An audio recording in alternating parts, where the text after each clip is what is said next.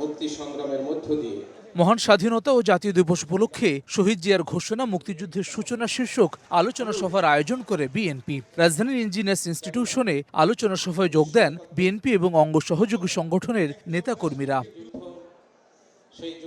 বক্তব্য রাখেন বিএনপির কেন্দ্রীয় নেতৃবৃন্দ এবং শিক্ষাবিদরা।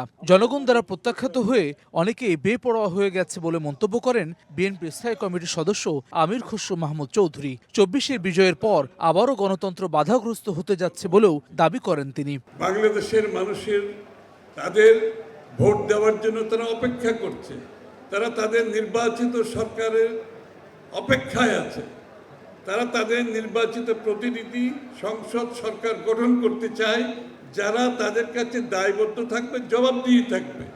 এখন তারা অনেকেই একটু বেপরোয়া হয়ে গেছে।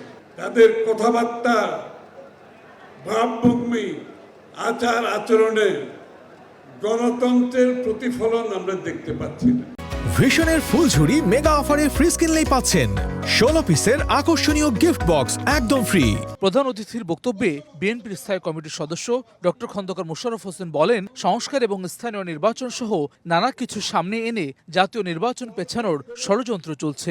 নির্বাচনের আগেই কেউ কেউ চাচ্ছেন সংস্কার সাধন শেষ করে তারপরে নির্বাচন হবে। কোনো সংস্কারই কোনো একটি সরকারের পক্ষে সমাপ্ত করা সম্ভব না। সংস্কার হচ্ছে চলমান।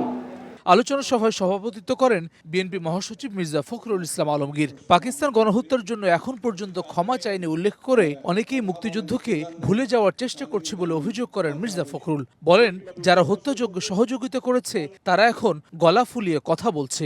যারা সেদিন সহযোগিতা করেছে, যারা সেদিন সে হত্যাযজ্ঞে সহযোগিতা করেছে, তারা এখন গলা ফুলিয়ে কথা বলে।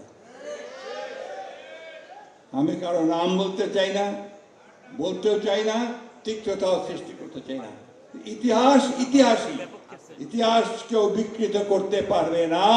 সামাজিক যোগাযোগ মাধ্যমে উস্কানি দিয়ে অনেকে নৈরাজ্য সৃষ্টির চেষ্টা করছে উল্লেখ করে নেতাকর্মীদের সতর্ক থাকার নির্দেশনা দেন বিএনপি মহাসচিব। হাসান ওয়ালি, সময় সংবাদ, ঢাকা।